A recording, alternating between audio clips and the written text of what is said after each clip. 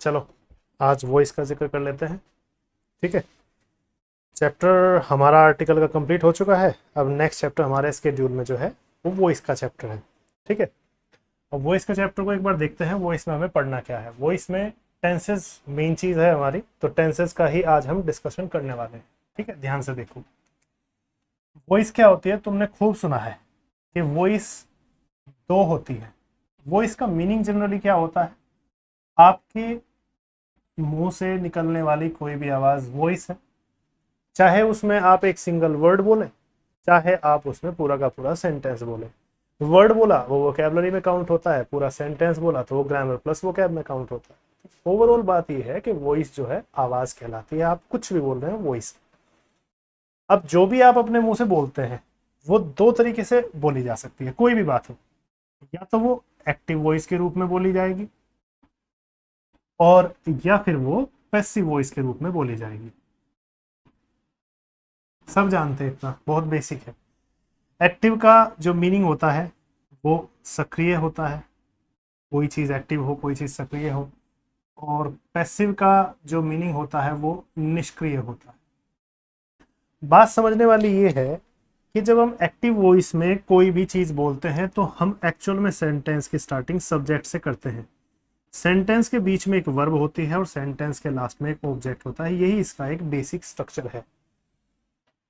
ध्यान देने वाली बात यह है कि सेंटेंस में स्टार्टिंग से लेकर के वर्ब तक का पोर्शन इंपॉर्टेंट होता है, और ये जो लास्ट में तुम पोर्शन देख रहे हो ऑब्जेक्ट वाला एक्टिव वॉइस में, ये इंपॉर्टेंट नहीं होता, या दूसरे शब्दों में कहें हम, ये मैंडेटरी नहीं होता। अगर मैं पैसिव वॉइस की बात करूं तो पैसिव वॉइस का स्ट्रक्चर होता है, सबसे पहले इसमें ऑब्जेक्ट रखा जाता है, फिर एक वर्ब रखी जाती है, और फिर बाय प्लस सब्जेक्ट रखा जाता है। ठीक है, यहां तक कुछ भी नया नहीं है, यहां तक तुम सब जानते हो। बात समझने वाली ये है कि ये जो लास्ट वाला पोर्शन है, चाहे वो एक्टिव वॉइस में लास्ट में ऑब्जेक्ट रखा हो, चाहे वो पैसिव वॉइस में लास्ट में बाय प्लस सब्जेक्ट रखा हो, ये मैंडेटरी नहीं होता। सेंटेंस में हो भी सकता है और नहीं भी हो सकता। ठीक, जैसे एक एग्जांपल देता हूं, समझो। एक्टिव वॉइस में मैं कहता हूं कि I said to him that. इसी चीज को मैं ऐसे बोल सकता हूं, आई टोल्ड हिम दैट। आगे सेंटेंस मूव कर जाएगा। और इसी चीज को ऐसे भी कहा जा सकता है, आई सेड दैट। अब इस चीज पे ध्यान दो, यहां पर मैंने एक सब्जेक्ट रखा, फिर एक वर्ब रखी, और फिर एक ऑब्जेक्ट रखा। यहां पर मैंने एक सब्जेक्ट रखा, फिर एक वर्ब रखी, फिर एक ऑब्जेक्ट रखा। लेकिन तीसरे सेंटेंस में ध्यान दो, सब्जेक्ट के बाद केवल वर्ब रख करके सेंटेंस आगे बढ़ा दिया। यहां पर ऑब्जेक्ट नहीं है। समझ में आ रही है बात? तो कहने का मतलब यह है कि वर्ब के जो बाद वाली चीज होती है, मोस्टली आए तो ठीक, नहीं आए तो ठीक। दैट मीन्स लास्ट वाला जो ऑब्जेक्ट वाला पोर्शन है ये इतना मैंडेटरी नहीं होता। इसी तरह से पैसिव वॉइस में है। जैसे एक सेंटेंस में बोलता हूं कि I was called by someone. मुझे किसी के द्वारा बुलाया गया। ठीक है, इसको बाय समबडी कह लो, बाय समवन कह लो, है ना, ये हमने लिख दिया। लेकिन इसी सेंटेंस को ऐसे भी कहा जा सकता है कि आई वॉज कॉल्ड। इसकी हिंदी क्या हो गई, मुझे बुला लिया गया। अब ये सेंटेंस में ऑब्जेक्ट हो गया, और ये सेंटेंस में वर्ब हो गई। ऑब्जेक्ट के बाद में वर्ब रख दी, और सेंटेंस में आगे बाय प्लस सब्जेक्ट का ऑप्शन नहीं दिया गया है। दैट सिंपली मीन्स कि वर्ब के बाद वाला पोर्शन जो है इसमें भी मैंडेटरी नहीं है। अब हमने क्यों इस स्ट्रक्चर का नाम पैसिव वॉइस रखा है और इस स्ट्रक्चर का नाम एक्टिव वॉइस रखा है, उसकी थोड़ी सी बारीकी समझो। पता तुम्हें सब है, उसमें कोई प्रॉब्लम नहीं है, इसकी थोड़ी सी बारीकी समझो। जैसे मैं कहता हूं, सेंटेंस के शुरू में आने वाली चीज हमेशा एक्टिव फॉर्म में होती है, यानी कि वो सक्रिय रूप में रहती है। ऐसे ही यहां पर भी पैसिव वॉइस में भी जो सेंटेंस के स्टार्टिंग में चीज आ रही है वो एक्टिव फॉर्म में है, यानी कि सक्रिय रूप में है। और सेंटेंस के बाद में जो चीज आती है, यहां पर ये ऑब्जेक्ट है, ये पैसिव रूप में है, यानी कि निष्क्रिय रूप में। निष्क्रिय रूप में होने का मतलब है कि वो हो या ना हो, उसके होने या ना होने से फर्क नहीं पड़ता, सेंटेंस तब भी पूरा रहेगा। ये मैं समझा चुका हूं। दूसरी चीज देखो, अगर पैसिव वॉइस की बात करूं तो पैसिव वॉइस में बाय प्लस सब्जेक्ट वाला जो पोर्शन है ये पैसिव रूप में होता है। ठीक है, शुरू में तो जो भी चीज रखी है वो एक्टिव रूप में है, बाद वाली चीज पैसिव रूप में है। दैट मीन्स कि इसका होना या ना होना इससे फर्क नहीं पड़ता, सेंटेंस इसके बिना भी पूरा कहा जा सकता है। जैसे ये देखो, यहाँ पर मैंने बाय प्लस सब्जेक्ट नहीं दिया, हिंदी फिर भी पूरी है कि भाई मुझे बुलाया गया। ठीक, अब इससे ये बात तो क्लियर हो गई कि चलो लास्ट में चीज जो होती है वो होना या ना होना उसका जरूरी नहीं है। ठीक है, कुछ भी हो सकता है, सेंटेंस ठीक रहेगा। अब बात आती है कि भाई इसका नाम एक्टिव वॉइस क्यों रखा गया, इसका नाम पैसिव वॉइस क्यों रखा गया। तो बेसिक सी चीज है, समझो। सेंटेंस के स्टार्टिंग में जो चीज होती है उससे फर्क नहीं पड़ता। हम क्या करते हैं, हम ये देखते हैं कि सेंटेंस के अंदर सब्जेक्ट क्या कर रहा है, सब्जेक्ट किस रूप में आया हुआ है। अगर सेंटेंस में सब्जेक्ट एक्टिव रूप में आया हुआ है, सक्रिय रूप में काम कर रहा है, तो हम क्या करेंगे, उसको क्या नाम दे देंगे, एक्टिव वॉइस का नाम दे देंगे। और अगर सेंटेंस में जो सब्जेक्ट है वो निष्क्रिय रूप में काम कर रहा है या वो इतना इंपॉर्टेंट नहीं है, तो हम उस वॉइस को पैसिव का नाम दे देंगे। ठीक है, बस यही इसका रूट है, यही इसकी जड़ है कि सब्जेक्ट के वजह से ही हम इसका नाम रखते हैं। फिर दोबारा से मैं रिपीट कर रहा हूं, सेंटेंस के शुरू में जो भी चीज होती है उसी को हम ज्यादा महत्ता देते हैं। ठीक है, ऑब्जेक्ट शुरू में है तो इसका मतलब हम अपने कर्म को, हम अपने कार्य को ज्यादा महत्ता दे रहे हैं। और अगर सेंटेंस के शुरुआत में सब्जेक्ट है तो इसका मतलब हम कर्ता को, कार्य करने वाले को महत्ता दे रहे हैं। उसी के अकॉर्डिंग वॉइस डिफाइन होती है। जैसे एक सेंटेंस समझो, एग्जाम्पल के थ्रू समझाता हूं एक्टिव और पैसिव वॉइस काम कैसे करते हैं। ठीक है, ध्यान से देखना।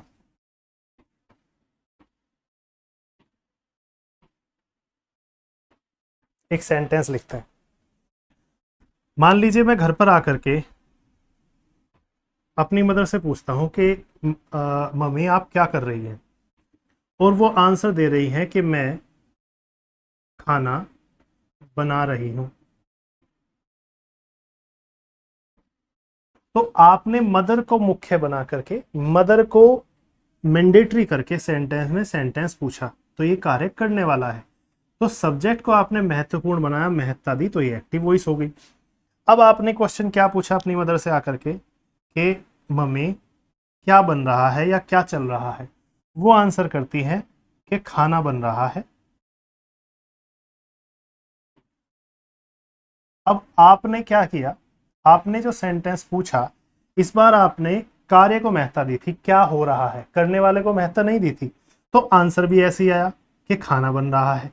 अब ये खाना जो है कर्म है, ऑब्जेक्ट है, तो आपने ऑब्जेक्ट को महत्ता दी, तो इसीलिए पैसिव वॉइस का सेंटेंस हो गया। तो जो भी चीज को महत्व दिया जाता है वो एक्टिव रूप में कही जाती है ना। इस बार इसे एक्टिव रूप दे दिया गया है, ऑब्जेक्ट को शुरू में आएगा, इसीलिए वॉइस पैसिव वॉइस में काउंट हो जाएगी। तो अब इनको बनाएंगे कैसे, इसके लिए हमारे बेसिक टेंसेस हैं जिनका स्ट्रक्चर हमें करना है, वो हम आगे बढ़ाएंगे उसे। ठीक है, अब ध्यान दो, मैं कहता हूं कि आई एम प्रिपेयरिंग फूड। ठीक है, अब यहां पर ये सब्जेक्ट हो गया, ये आपकी वर्ब हो गई, और ये आपका ऑब्जेक्ट हो गया। ठीक है, यहां पर सब्जेक्ट से मुख्य था, सब्जेक्ट को महत्ता दी गई थी, इसलिए एक्टिव वॉइस हो गई। अगले सेंटेंस में देख लो, फूड इज बीइंग प्रिपेयर्ड। अब किसके द्वारा खाना बनाया जा रहा है, मानो मैं सेंटेंस में कहता कि मम्मी के द्वारा या मेरे द्वारा, कुछ भी मैं कहता, मदर आंसर कर रही है आपको कि मेरे द्वारा खाना बनाया जा रहा है या खाना बन रहा है, तो मेरे द्वारा के लिए हम बाय मी लगा देते, बाय मदर लगा देते, बाय माय मदर लगा देते, लेकिन ये दिया नहीं गया। तो क्या कहा है कि सेंटेंस वर्ब पे ही पूरा हो रहा है। यही बात मैंने तुम्हें बताई थी कि सेंटेंस को कई बार वर्ब पे ही छोड़ा जा सकता है, चाहे वो पैसिव वॉइस हो चाहे वो एक्टिव वॉइस हो, कहीं पर भी। बाद की चीज जो निष्क्रिय रूप में रहती है, जो पैसिव फॉर्म में रहती है, वो मैंडेटरी नहीं होती। शुरुआत की चीज हमेशा मैंडेटरी होती है। इस द्वारा को ही हम इंग्लिश में बाय कहते हैं सब्जेक्ट के साथ। ठीक है, ये चीज हो गई। एक और एग्जाम्पल से समझो, इस एग्जाम्पल को उतार लीजिएगा, वीडियो को पॉज करके मैं अदर एग्जाम्पल फिर लिख रहा हूं, फिर हम आगे चीजों को मूव करेंगे। ठीक है, चलो देखो ध्यान से, एक और एग्जाम्पल दे करके मैं तुम्हें ये चीज कंफर्म करता हूं।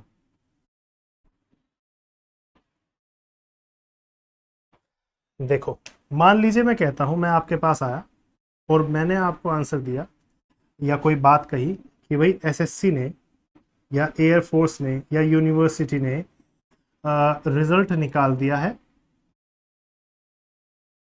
इसको सही बोलेंगे हम, रिजल्ट घोषित कर दिया है। एक ही बात है, रिजल्ट निकाल दिया है, रिजल्ट घोषित कर दिया है। एक सेंटेंस मैंने बोला, मैंने इस तरह से नहीं बोला, मैंने आकर के क्या बोला कि रिजल्ट आ गया है। अब ध्यान दो जरा, दोनों सेंटेंस की बारीकी समझो। यहां पर जिसने कार्य किया है वो पर्सन मौजूद है। ये जो है जिसने कार्य किया है ये सब्जेक्ट है, कार्य करने वाला हमेशा कर्ता कहलाता है, सब्जेक्ट कहलाता है, ये मौजूद है। अगले सेंटेंस में देखो, रिजल्ट आ गया है, रिजल्ट तो हुआ है, कार्य तो हुआ है, ऑब्जेक्ट आया हुआ है, लेकिन रिजल्ट किसने निकाला है, कार्य करने वाला कौन है, वो दिया ही नहीं गया, बाय प्लस सब्जेक्ट सेंटेंस में गिवन ही नहीं है। इसीलिए चूंकि ये ऑब्जेक्ट को महत्ता दी गई है तो पैसिव वॉइस का स्ट्रक्चर हो गया, यहाँ पर सब्जेक्ट को महत्ता दी गई है तो एक्टिव वॉइस का स्ट्रक्चर हो गया। ठीक है, अब देखो जरा इनके सॉल्यूशन कर लेते हैं। यहां पर हमने लिखा है कि SSC has declared the result, एक तो ये हो गया। और एक चीज है यहां पर एसएस द रिजल्ट हम पहले लिखेंगे इस बार, हैज, यहां डिफरेंस आता है कि पैसिव वॉइस में थोड़ा सा रूल चेंज हो जाता है, हैज बीन डिक्लेयर्ड। इस बात से परेशान नहीं होना कि किसी को अगर रूल नहीं पता है तो ये ना सोचे कि मुझे तो पता ही नहीं है कैसे करूंगा, हम यहाँ अभी टेंसेस पे आए ही नहीं है, हम अभी टेंसेस की स्टार्टिंग करने वाले हैं। ठीक है, तो एक्टिव वॉइस है तो हमने ये रूल रख दिया, पैसिव वॉइस है तो हमने ये रूल रख दिया। अगर मुझे सेंटेंस में जिसके द्वारा रिजल्ट निकाला गया है, एसएससी के द्वारा, एयरफोर्स के द्वारा, किसी भी चीज के द्वारा, यूपीएससी के द्वारा, तो हम बाय प्लस एसएससी या बाय एयरफोर्स लिख लेते, लेकिन दिया ही नहीं गया तो सेंटेंस वर्ब पे खत्म कर दिया हमने। ठीक है, तो बस इतना ही ध्यान रखना है, एक्टिव और पैसिव वॉइस की बारीकियां यही। ठीक, यहां तक जो भी चीज मैंडेटरी आपको लगे वो चीज वीडियो को पॉज करके उतार लीजिए, फिर हम आगे मूव करते हैं। ठीक है, अदर चीजें समझते हैं। अब फटाफट से वीडियो को कैप्चर लीजिए, जल्दी से स्क्रीनशॉट ले लीजिए या पॉज करके उतार लीजिए, वो आपकी चॉइस है। चलिए अब हम आगे मूव करते हैं, अब और बारीकियां देखते हैं।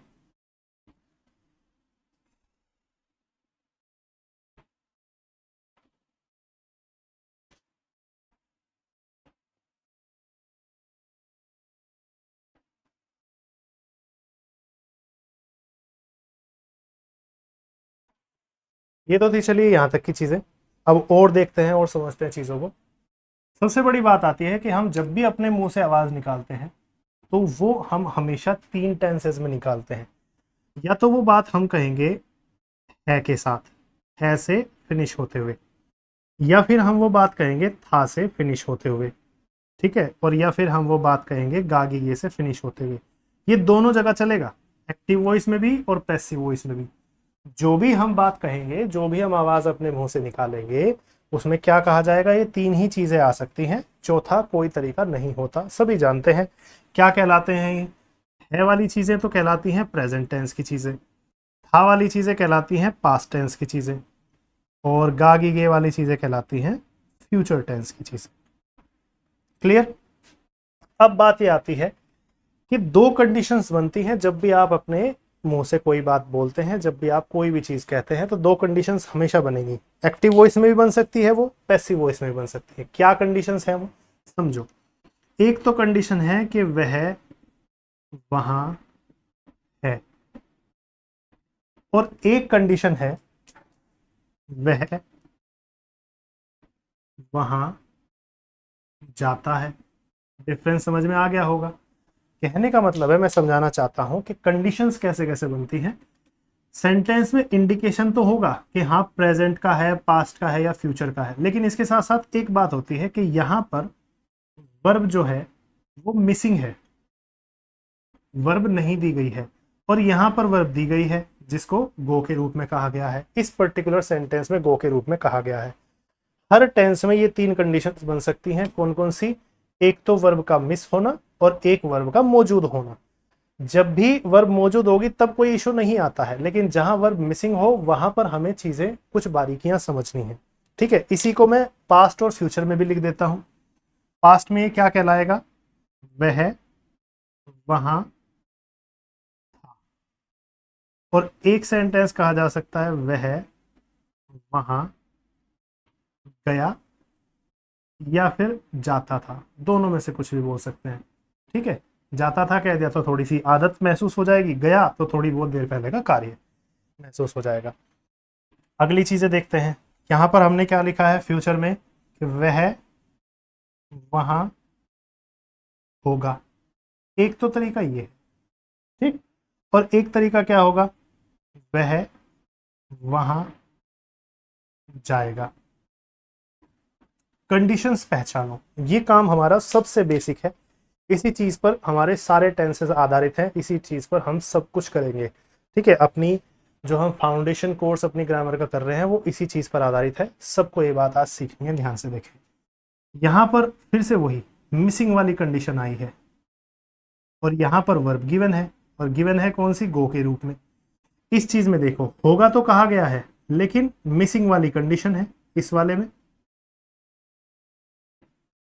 और यहां पर कागीगे तो आया है लेकिन साथ के साथ जाना मौजूद है, यानी कि वर्ब मौजूद है। इस बात को समझो। तो अब हम ये बात देखने वाले हैं कि जब वर्ब मौजूद होगी तो क्या करेंगे, जब वर्ब मौजूद नहीं होगी तो क्या करेंगे। यहां पर ये बात समझो, बहुत बारीक चीज है, लिखो इसे। जब भी सेंटेंस की एंडिंग है से होती है या प्रेजेंट का इंडिकेशन होता है तो हम क्या करते हैं, वहां पर वर्ब की फर्स्ट फॉर्म का यूज करते हैं। ये बात आपको रट लेनी है। दूसरी बात, जब भी सेंटेंस पास्ट से या था से फिनिश होता है या पास्ट का इंडिकेशन होता है तो हम वहां पर हमेशा वर्ब की सेकंड फॉर्म का यूज करते हैं। ये एक एक चीज प्रूफ की जाएगी, बेफिक्र रहे, अभी आपको ये बात याद रखनी है। जब भी फ्यूचर आएगा तो फ्यूचर में हम क्या करेंगे, विल या शैल तो कंफर्म होगा ही होगा। ये बातें वो हैं जो मैं आप सभी को टेंसेज में एंटर करने से पहले समझा रहा हूं। ये बात हर स्टूडेंट को पता होनी चाहिए। ठीक है, इसके बाद आ जाएगी वर्ब की फर्स्ट फॉर्म, विल शैल आएगा और इसके बाद फर्स्ट फॉर्म आएगा। ये तीनों कंडीशंस तब की हैं जब आपके पास वर्ब मौजूद होगी। तो हम वर्ब जिसमें मौजूद है उस चीज को लिख लेते हैं। ध्यान से देखो, ये सेंटेंस क्या बन जाएगा, वह और वहां के लिए हम लिख देंगे ही और देयर। अगर वर्ब मौजूद है तो हम उस वर्ब को किस रूप में लिखेंगे, फर्स्ट फॉर्म के रूप में, प्रेजेंट के लिए। तो ठीक है, हम यहाँ पर इसे फर्स्ट फॉर्म में लिख देते हैं, इसमें एस लगा देते हैं। ये चीज हम टेंस में डिस्कस कर लेंगे अंदर। फिलहाल की बात यह है कि फर्स्ट फॉर्म यहाँ पर आ चुकी है। ठीक, दूसरी चीज देखो, पास्ट में जब वर्ब मौजूद है तो यहाँ पर मौजूद है दूसरे सेंटेंस में, तो हम क्या लिखेंगे, ही देयर, और जो भी वर्ब थी उसका सेकंड फॉर्म वाला रूप, यानी कि गो का सेकंड रूप वेंट। अब आता है फ्यूचर। तो फ्यूचर में हम क्या करेंगे, फ्यूचर में जहां वर्ब दी हुई है ही और देयर के साथ में, ये बात याद रखनी है, फ्यूचर में विल या शैल कंफर्म होता ही होता है। अब इसके बाद अगर वर्ब दे रखी है तो वर्ब रख दो। किस रूप में रखोगे, फर्स्ट फॉर्म के रूप में रखोगे। ये बात याद कर लेनी है। ठीक है, तो यहां पर हमने रख दिया गो, सेंटेंस हुआ कंप्लीट। अब बात आती है कि जब वर्ब सेंटेंस में मिसिंग हो तब क्या करना है, इस बात को समझो। इसके लिए हम एक अलग वर्ब का यूज करते हैं। जब वर्ब नहीं हो और सेंटेंस में वर्ब दिखानी हो तो उसके लिए हमें एक एक्स्ट्रा वर्ब का यूज करना होता है। ये बात सभी जानते हैं लेकिन सबको इस वर्ब का सही यूज पता नहीं है। आज आई फील के तुम्हें सबको इसका सही यूज पता लग जाएगा। जब भी वर्ब मिसिंग हो, मिसिंग वाली कंडीशन में हमेशा क्या करना है, टू बी वर्ब का यूज करना है। ये बात याद रखना है। बुक में तुम्हें देखो, वैसे तो हम इसे बी बोलेंगे लेकिन बुक में तुम्हें कोई भी वर्ब टू के साथ लगी हुई दिखाई देती है, तो उससे परेशान नहीं होना। यूज करते टाइम केवल बी का यूज करना है, लिखते टाइम इसे टू के साथ लिख देते हैं। जैसे कभी तुमने डिक्शनरी में भी देखा होगा, तुम्हें डिक्शनरी में साथ में क्या मिल जाता है, जैसे टू ईट हो गया, टू टेक हो गया, है ना, टू अग्री हो गया। डिक्शनरी में तुम देखोगे तो टू वर्ब के साथ टू लगा करके देते हैं। वो इसीलिए होता है क्योंकि इसके साथ में जैसे सहमत होना, और टू टेक का मतलब लेना। अब जब भी वर्ब के लास्ट में ना, नी, ने वगैरह का मीनिंग आता है तो उसे हम इन्फिनेटिव बोलते हैं और उससे पहले टू लगा देते हैं। ये रूल्स बाद के हैं, बट बेसिक ये समझो कि टू लगाने का मतलब ये नहीं है कि आप हमेशा इसे टू के साथ सेंटेंस में रखोगे। वर्ब यही होती है ना, टेक या अग्री। इसी तरह से जब हमने टू के साथ लिखा है इसका मतलब ये नहीं है कि टू लगेगा सेंटेंस में, ये बी के रूप में यूज करनी है बस। इसको खुद में, ये जो वर्ब होती है इसको हम वर्ब की फर्स्ट फॉर्म कहते हैं। जैसे टू के साथ ये जो वर्ब लगी हुई है टेक, इसको खुद में हम वर्ब की फर्स्ट फॉर्म कहते हैं। ये बात समझना है। लेकिन इसके तीन अलग रूप भी हैं। वो 3 अलग रूप कौन कौन से हैं वो देखो।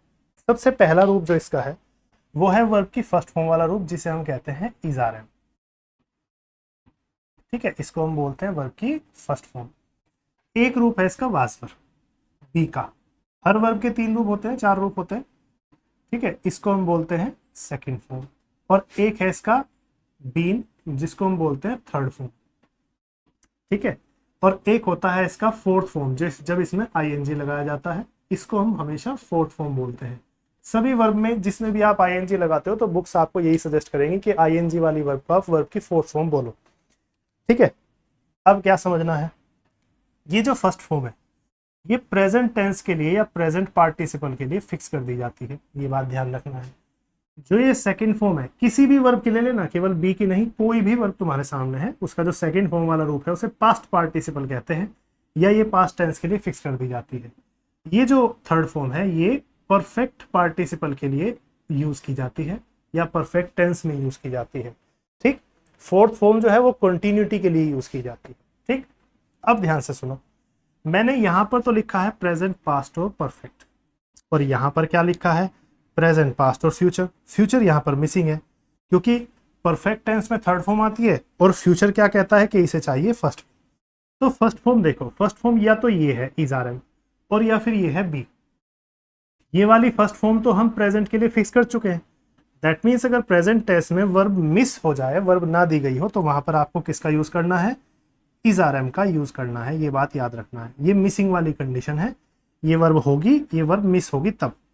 यहां देखो, जब सेकंड फॉर्म में, जब पास्ट में वर्ब मिसिंग होगी तो हम किसका यूज करेंगे, सेकंड फॉर्म में वाज वर्ब का यूज कर देंगे। ये आ गई। ठीक है, ये बी के रूप बता रहा हूं मैं तुम्हें। ठीक है, बी को कैसे कैसे यूज करते हैं। अब अगर फ्यूचर में वर्ब होगी तो हम इसे फर्स्ट फॉर्म के रूप में यूज कर ही लेंगे, लेकिन अगर वर्ब नहीं होगी तो हमें यहाँ पर फर्स्ट फॉर्म चाहिए। एक फर्स्ट फॉर्म ये है जो प्रेजेंट में जा चुकी है, फ्यूचर में हम इसे अब नहीं रख सकते। अब इन सब में फर्स्ट फॉर्म केवल एक ही जगह बची है, ये। तो ऐसे में हम यहाँ पर बी का यूज करेंगे। समझ गए, बी, वाजवर और इजारम या बीन या आईएनजी, ये केवल तब सेंटेंस में पुट करने हैं जब सेंटेंस में वर्ब न दी गई हो। जब दी गई होगी तो हमने वो वर्ब पुट कर चुके हैं वहां पर। ठीक, अब इनके सेंटेंस भी क्रिएट कर लेते हैं। जैसे देखो, पहला सेंटेंस, वह और वहां के लिए लिख देते हैं हम ही और देयर। अब है में कोई वर्ब तो नहीं दी है, तो हम क्या करेंगे, यहाँ पर अपनी तरफ से वर्ब का यूज करेंगे जो कि होती है इज आर, इज देयर। ठीक, ऐसे ही पास्ट में देखो, वह और वहां के लिए ही लिख दिया और देयर लिख दिया। अब वर्ब नहीं है तो वाज वर्ब का यूज कर दो। ये है बी का सेकंड फॉर्म वाला रूप। आएगी सेकंड फॉर्म, ये कंफर्म है। आगे बढ़ते हैं, वह वहां होगा, ही के साथ में देयर लगाया। फ्यूचर में विल शैल भी जरूर आता है तो विल शैल रख दिया। अब बात आती है कि वर्ब नहीं है, तो वर्ब नहीं है तो किसका यूज करो, बी का यूज करो। ओरिजिनली जो वर्ब है उसका यूज किया जाएगा, तो हमने यहाँ पर बी यूज कर दिया। मोस्टली बच्चों से ये पूछा जाए कि भाई आपने यहाँ पर बी क्यों लगाया। ठीक है, तो आंसर देते हैं कि सर होगा को इंग्लिश में बी कहते हैं, बट ऐसा वास्तव में नहीं है। बी यहाँ पर जस्ट एक एडजस्टमेंट है। यहाँ पर वर्ब विल या शैल का रूल ना टूटे, क्योंकि विल शैल अपने बाद फर्स्ट फॉर्म मांगता है, केवल इसलिए एक एडजस्टमेंट के रूप में हमने बी का यूज किया है। ठीक है, ये is are am, was verb, be, ये सब एडजस्टमेंट्स होती हैं क्योंकि वर्ब दी नहीं गई है। कभी भी ये नहीं कहना कि होगा को हम इंग्लिश में ये कहेंगे। ठीक है, चलो, तो फिलहाल के लिए यहां पर बी के यूज में हमने इतना ही सीखा और टेंसेस के बारे में हमने बेसिक जानकारी ली है। इस चीज को समझते हुए चलते रहना है, बाकी आपके ऊपर है कि आप इसको आगे आगे कैसे यूज करेंगे। बीन का यूज और बीइंग का यूज मैंने अभी तक आपको नहीं बताया है। ये सारे सेंटेंसेस में देखो, एक्टिव वॉइस में जब हम टेंस करेंगे तो वो 12 टेंस करेंगे, ये सब जानते ही हो, indefinite, continuous, perfect, perfect continuous. और पैसिव वॉइस में जब हम करेंगे तो 8 टेंस करेंगे। ठीक है, इन सब टेंसेस को मिला लें तो हम आपको 20 टेंसेस कराएंगे, या 20 टेंस आपकी स्पीकिंग, राइटिंग और प्रैक्टिस सेट, इन सब के लिए, पेपर के लिए, फ्यूचर के लिए जरूरी होते हैं। ठीक है, इन 20 टेंसेस की नॉलेज जिसको डीप है वो बच्चा आराम से इसकी फाउंडेशन अच्छे से रख पाएगा सब्जेक्ट की। ठीक, अदरवाइज अगर ये टेंसेस नहीं होते तो ध्यान देना, ये दिखाई नहीं देते, लेकिन इसके बिना आप अपना, इस नींव के बिना मकान खड़ा नहीं कर सकते। ये बात आपको याद रखनी। ठीक, तो यहां तक आप वीडियो पोस्ट करके या कैसे भी इसको सारे मटेरियल को उतार लीजिए जो भी आपको इम्पोर्टेंट लगे, और फिर आगे का मटेरियल के वॉइस के अंदर टेंसेस कैसे करने हैं वो हम अभी थोड़ी देर में समझते हैं, फिर आगे नेक्स्ट वीडियो कल देखेंगे हम।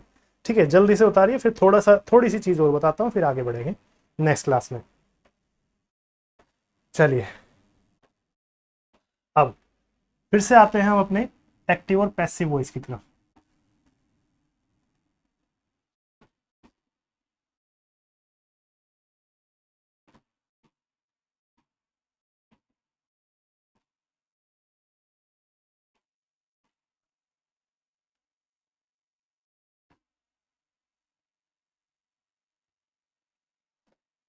देखिए अब ध्यान से देखना, हमने अभी सीखा था, मैं रिपीट कर रहा हूँ चीजें, हमने सीखा था जो वॉइस है हमारी वो दो तरीके से, जो भी आवाज हम निकालते हैं या जो भी कुछ हम कहते हैं वो दो तरीके से बोली जा सकती है।